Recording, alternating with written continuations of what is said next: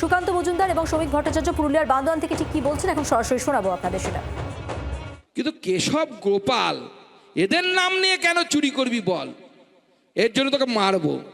তখন দোকানদার বলছে আমি তো ভাই মিথ্যে কথা বলিনি, আমি তো ভগবানের নাম নিইনি। আরে ভগবানের নাম নাওনি মানে কেশব কেশব বলতে, গোপাল গোপাল বলতে, হরি হরি হরি হরি বলতে। বলে আমি তো ঠিকই বলেছি, তোমরা বোঝনি। বলে কেন?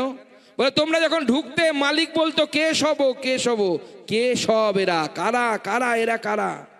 প্রথম কর্মচারীটা কি বলতো ভুলে গেছেন, গোপাল গোপাল। গোপাল মানে গরুর পাল, গরুর পাল। আর যে সোনা বিক্রি করতো, গো মানে গরু, পাল মানে গরুর পাল। আর যে সোনা বিক্রি করতো সে জিজ্ঞেস করতো হরি হরি মানে হরণ করি হরণ করি হরণ করি।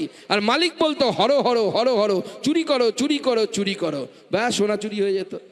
মমতা ব্যানার্জিও তাই, আপনারা বুঝতে পারেননি। সাদাচারি আর হাওয়াই চটি, পেছনে সব থেকে বড় চোর এবং জোচ্চোর সরকার যদি কেউ করে থাকে তাহলে পশ্চিমবঙ্গে মমতা বন্দ্যোপাধ্যায় করেছেন।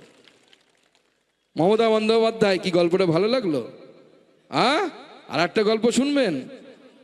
তাহলে আর একটা গল্প দিয়ে শেষ করছি। এবার মমতা বন্দ্যোপাধ্যায়ের গল্প, মমতা বন্দ্যোপাধ্যায় গল্পটা দিয়ে আমরা শেষ করব। মমতা বন্দ্যোপাধ্যায় সাগরেদদেরকে নিয়ে বসে আছে, মুড়ি খাচ্ছে, শশা খাচ্ছে আর চা খাচ্ছে। গল্প কিন্তু গল্প হলেও সত্যি। পাশে বসে আছে ফিরহাদ হাকিম, স্বরূপ বিশ্বাস, অরূপ বিশ্বাস, আরো যত চেলা চামুন্ডা সব বসে আছে। ফিরহাদ হাকিম হাত বলছে দিদি খুব চিন্তা এবার, বলছে ভোটটা হেরে যাবো। বলে কেন হেরে যাবি রে? বলছে এই যে মুর্শিদাবাদে যে ঘটনা ঘটলো, এই ঘটনার পর হিন্দুরা জেগে গেছে, আদিবাসীরা জেগে গেছে, কুর্মীরা জেগে গেছে। বলছে মমতাকে ভোট দেয়া যাবে না। বাংলার আওয়াজ, বাঙালির আবেগ, জি 24 ঘন্টা।